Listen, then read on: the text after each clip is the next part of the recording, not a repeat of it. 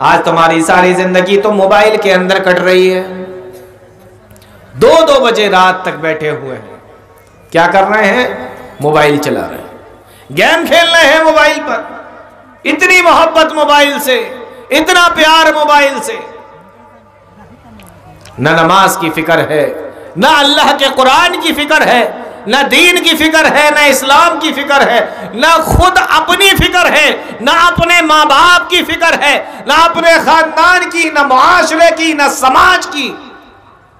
ساری محنت, ساری چیزیں بس موبائل چلا دو.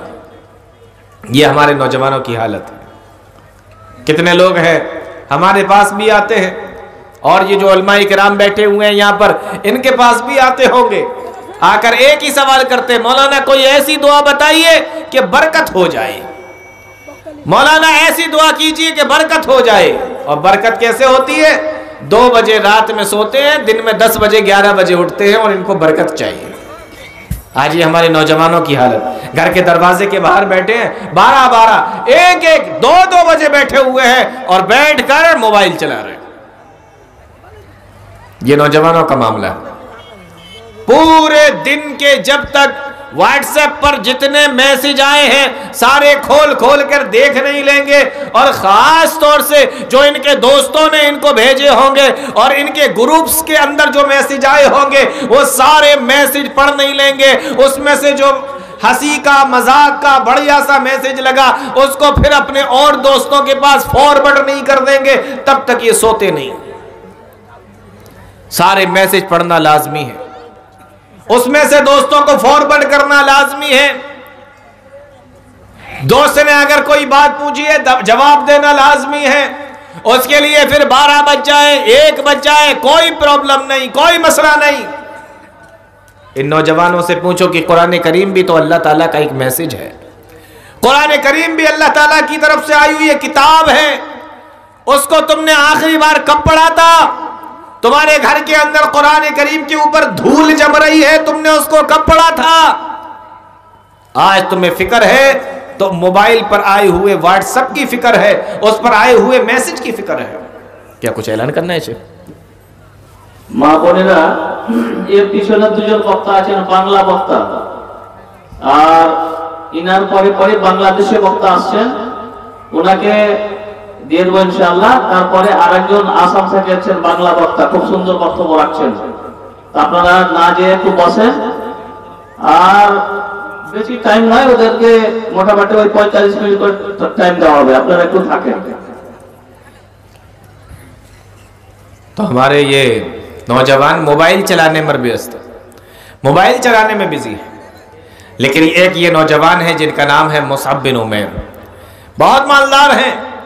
اتنے مالدار ہیں کہ ایک مرتبہ جس کپڑے کو پہنتے تھے, مورخین نے لکھا ہے کہ پھر ساری زندگی اس کپڑے کو دوبارہ نہیں پہنتے تھے, اس کو اٹھا کر خیرات کر دیا جاتا تھا, صدقہ کر دیا جاتا تھا. اتنے مالدار. مکہ کی کسی گلی سے اگر نکل جاتے تھے, بعد میں کوئی جاتا تھا تو سمجھ جایا کرتا تھا کہ یہاں سے مصعب بن عمیر گزرے. کیوں؟ اس لیے کہ اتنی قیمتی خوشبو ان کے علاوہ کوئی دوسرا لگاتا ہی نہیں تھا. یہ مصعب بن عمیر, اور خوبصورت اتنے کہ ان کا چہرہ نبی صلی اللہ علیہ وسلم سے ملتا جلتا تھا. آپ اندازہ کریں کہ جس کا چہرہ نبی سے ملتا جلتا ہو وہ کتنا خوبصورت ہوگا.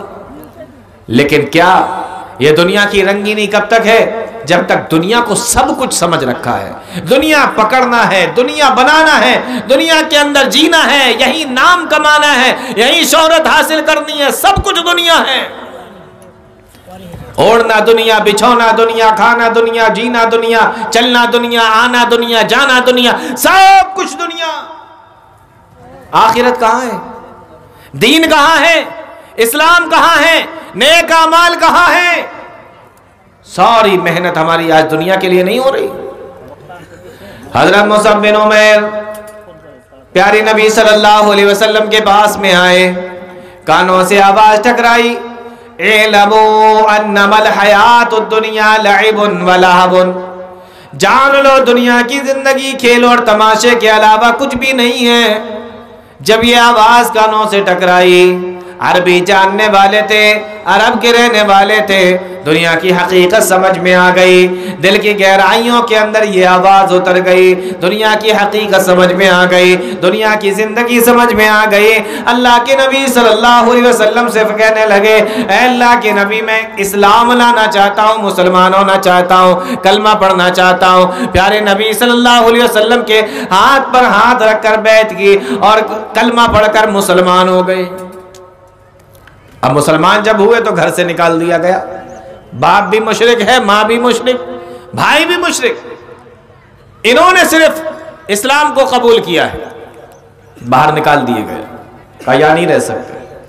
اصحاب صفہ میں شامل کر لیا گیا۔ ایک دن پیارے نبی صلی اللہ علیہ وسلم کی نظر پڑی، اللہ کے نبی صلی اللہ علیہ وسلم نے دیکھا یہی نوجوان جو مالدار بھی ہیں، سردار کے بیٹے بھی ہیں اور بڑے ہی خوبصورت ہیں، اسلام لانے کے بعد اصحاب صفہ کے اندر شامل ہیں۔ پیارے نبی صلی اللہ علیہ وسلم کی نظر پڑی تو کیا دیکھتے ہیں؟ مصعب بن عمیر کے بدن کے اوپر ایک پرانی سی چادر ہے اور وہ بھی جگہ جگہ سے پھٹ چکی ہے۔ اللہ کے نبی صلی اللہ علیہ وسلم نے جب یہ دیکھا، آپ کی آنکھوں میں آنسو آ گئے، فرمانے لگے، او لوگوں، یہ وہ نوجوان ہے جو ایک مرتبہ جو کپڑا پہن لیا کرتا تھا دوبارہ اپنے بدن پہ نہیں ڈالا کرتا تھا۔ آج ہمارے اس نوجوان کی حالت کو دیکھو، ہمارے صحابی کی حالت کو دیکھو۔ جنگ احد کا موقع آیا، پیارے نبی صلی اللہ علیہ وسلم نے کہا چلو، مصعب بن عمیر بھی گئے۔ مصعب بن عمیر اس جنگ کے اندر شہید کر دیے گئے۔ پیارے نبی صلی اللہ علیہ وسلم کے پاس میں ایک آدمی دوڑا آیا اور آ کر خبر دیتا ہے، اے اللہ کے نبی، مصعب بن عمیر کو بھی شہید کر دیا گیا ہے، اور جب کفن دیا جا رہا ہے، چادر اڑائی جا رہی ہے، کفن کی چادر ڈالی جا رہی ہے، صحیح بخاری کے الفاظ ہیں، پیارے نبی صلی اللہ علیہ وسلم کے پاس میں آ کر وہ آدمی کہتا ہے، ان غطی بہا راسہ بدت رجلاہ وان غطی رجلاہ بدا راسہ۔ اے اللہ کے نبی صلی اللہ علیہ وسلم، چادر اتنی چھوٹی ہے کفن کی کہ اگر سر پہ ڈالتے ہیں تو پیر کھل جاتے ہیں اور پیروں کو ڈھانکتے ہیں تو سر کھل جاتا ہے۔ اللہ کے نبی، کفن کی چادر چھوٹی ہے، پیارے نبی صلی اللہ علیہ وسلم نے فرمایا کہ سر کو ڈھانک دو اور پیروں کے اوپر گھاس رکھ کر مصعب بن عمیر کو قبر کے اندر دفن کر دو۔ یہ حالت ہے میرے بھائیوں، کب اسلام لانے کے بعد؟ پہلے حالت کیا تھی؟ جو بدن پہ ایک مرتبہ کپڑا پہن لیا دوبارہ اس کو نہیں پہنا کرتے تھے۔ کیوں؟ اس لیے کہ پہلے سب کچھ دنیا کو سمجھ رکھا تھا اور اب سمجھ میں آیا کہ دنیا تو سب کچھ نہیں ہے، اصل زندگی تو اس کے بعد شروع ہوتی ہے، اصل زندگی تو اس کے بعد میں شروع ہوگی، یہ سارا سب کچھ معاملہ نہیں ہے۔ صحابی رسول بیان فرماتے ہیں، ایک مرتبہ اللہ کے نبی صلی اللہ علیہ وسلم نکل کے جا رہے ہیں، راستے سے نکل کے جا رہے تھے، فرمایا کنت مع الرکب الذین وقفوا مع رسول اللہ صلی اللہ علیہ وسلم۔ اللہ کے نبی صلی اللہ علیہ وسلم کا جو گزر ہوا، ایک مرا ہوا بکری کا بچہ پڑا ہوا تھا، پیارے نبی صلی اللہ علیہ وسلم کا گزر اس کے پاس سے ہوا، آپ اس بکری کے بچے کے پاس میں رک گئے۔ مسلمانوں غور کرو پیارے نبی صلی اللہ علیہ وسلم کی حالت، آپ اس مرے ہوئے بکری کے بچے کے پاس میں رک گئے۔ پیارے نبی صلی اللہ علیہ وسلم نے فرمایا، اے میرے صحابہ، اس بچے کی جس نے اس کو پھینکا ہے اس کی نظر میں کیا اہمیت ہوگی، کیا ویلو ہوگی؟ صحابہ کرام کہنے لگے، اللہ کے نبی، اگر اس بچے کی، اس پھینکنے والے کی نظر میں جس کے پاس میں یہ بکری کا بچہ تھا ذرا سی بھی حیثیت ہوتی، ذرہ برابر بھی حیثیت ہوتی، اللہ کے نبی کبھی بھی وہ اس بکری کے بچے کو باہر نہ پھینکتا۔ ہم لوگ کیا کرتے ہیں؟ ہم لوگ کب پھینکتے ہیں چیزوں کو باہر؟ کوڑے میں کب ڈالتے ہیں؟ کب پھینکتے ہیں؟ جب اس کی کوئی حیثیت ہماری نگاہ میں نہیں ہوتی، وہ ہمارے کسی کام کا نہیں ہوتا، ہم اس کو کیا کرتے ہیں؟ اٹھا کر باہر پھینک دیتے ہیں، کوڑے میں پھینک دیتے ہیں، کسی کام کا نہیں۔ آپ نے فرمایا اترون هذه حانت على آلهة حين القوها، اے میرے صحابہ بتاؤ اس کی کیا اہمیت ہوگی جب اس کو اٹھا کے باہر پھینکا ہوگا؟ صحابہ کرام کہنے لگے اللہ کے نبی، اس کے گھر والوں کی نظر میں اگر ذرہ برابر بھی اس کی کوئی اہمیت ہوتی، آج یہ یہاں نہ پڑا ہوتا، گھر کے اندر رکھا ہوا ہوتا۔ اللہ کے نبی صلی اللہ علیہ وسلم فرماتے ہیں فَالدُّنْيَا أَهْوَنُ عَلَى اللَّهِ مِنْ هَذِهِ، اللہ کی نظر میں دنیا کی اتنی بھی اہمیت نہیں ہے جتنا کی اہمیت اس مرے ہوئے بکری کے بچے کی اس کے مالک کی نظر میں ہوگی۔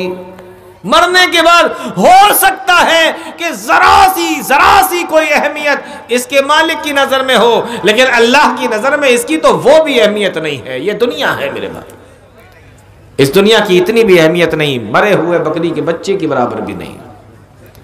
اور ہم کیا کر رہے ہیں؟ اسی دنیا کے لیے جی رہے ہیں، اسی دنیا کے لیے ساری محنتیں کر رہے ہیں، اسی دنیا کو حاصل کرنے کے لیے ساری کوششیں کر رہے ہیں۔ ایک بار بھی دل میں خیال نہیں آتا کہ دنیا کب تک کی ہے، کتنے دن کی ہے۔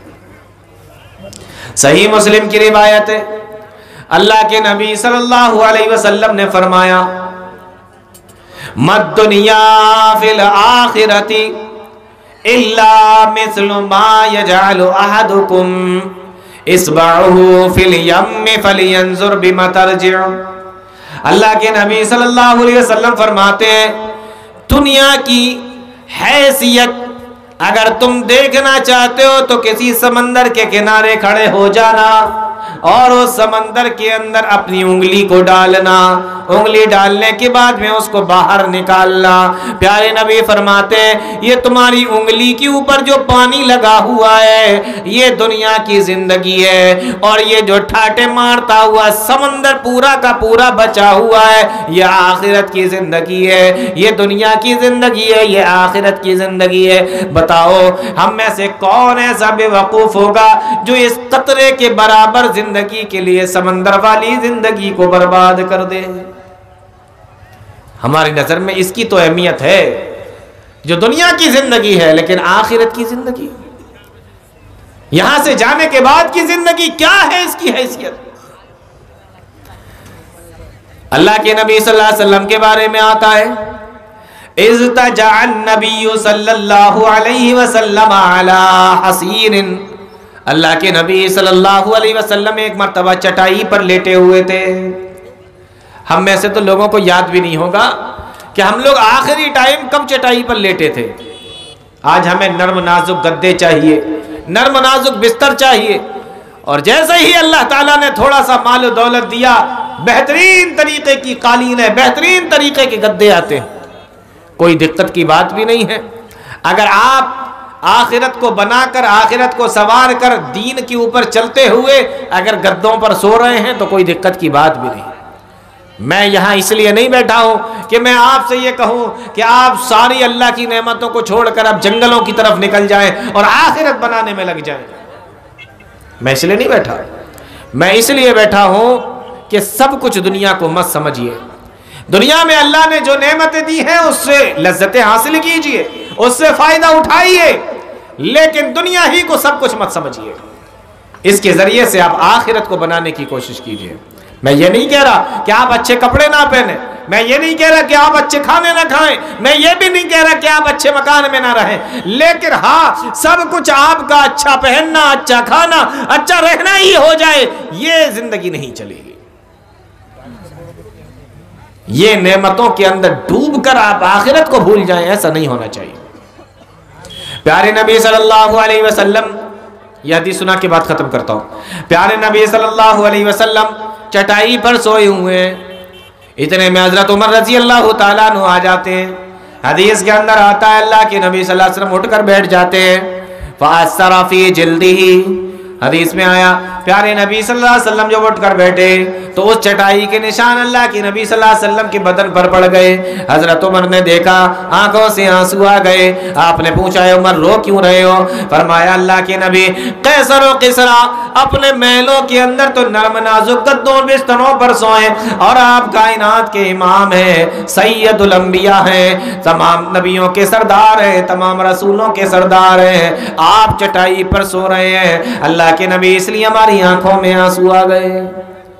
फिर हजरत उमर ने फरमाया, लो कुंता आज़ंतना फफरशना लका, अगर आप हमें इजाजत दे दें तो हम भी आपके लिए कोई बढ़िया सा बिस्तर बना दें, आपके लिए कोई अच्छा सा गद्दा बना दें, आपके लिए कोई अच्छा सा बिस्तर बना दें। अल्लाह के नबी सल्लल्लाहु अलैहि वसल्लम ने फरमाया, मा अना वद दुनिया, ए उमर मैं कहाँ और दुनिया कहाँ, यानी मेरा और दुनिया का तो कोई जोड़ ही नहीं है, मैं कहाँ और दुनिया कहाँ। इन्नमा अना वद दुनिया कराकिबिन इस्तज़ल्लता तशजरतिन सुम्मा राहा व तरकहा। ए उमर, मेरी मिसाल और दुनिया की मिसाल तो इस तरीके से जैसे कोई सवार हो, निकल के जा रहा हो, कोई मुसाफिर हो, गुजर के जा रहा हो और उसको कोई पेड़ नजर आ जाए, फिर वो उस पेड़ के नीचे थोड़ी देर के लिए आराम करने के लिए लेट जाए, उसके बाद फिर वहां से उठे और अपनी मंजिल की तरफ चला जाए। मेरी मिसाल बिल्कुल इस तरीके से है।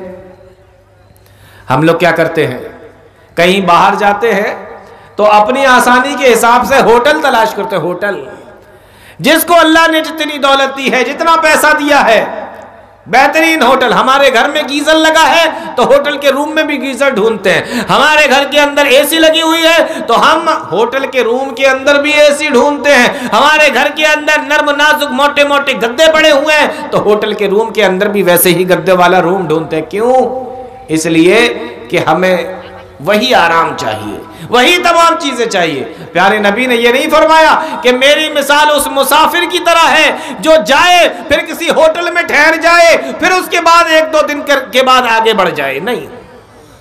बल्कि प्यारे नबी ने फरमाया, मेरी मिसाल उस आदमी की तरह है कि जो पेड़ के नीचे लेटे और उसके बाद उठकर चला जाए। बस मेरे भाइयों, यही दुनिया की मिसाल है। मैं आपको एक आखिरी बात के बाद ख़त्म करता हूँ कि ये दुनिया की ज़िंदगी सब कुछ नहीं है। ये 60 साल 70 साल 80 साल 100 साल कितना भी आप जी लो, सब कुछ यहीं छोड़ कर जाना है। इसलिए दुनिया से ज़्यादा आखिरत की फ़िक्र कीजिए। अल्लाह ताला हम तमाम लोगों को नेक अमल की तौफीक अता फरमाए, कुरान और हदीस को समझने की, उस पर चलने की तौफीक अता फरमाए। आमीन या रब्बल आलमीन। व आखिर दावाना अल्हम्दुलिल्लाहि रब्बिल आलमीन।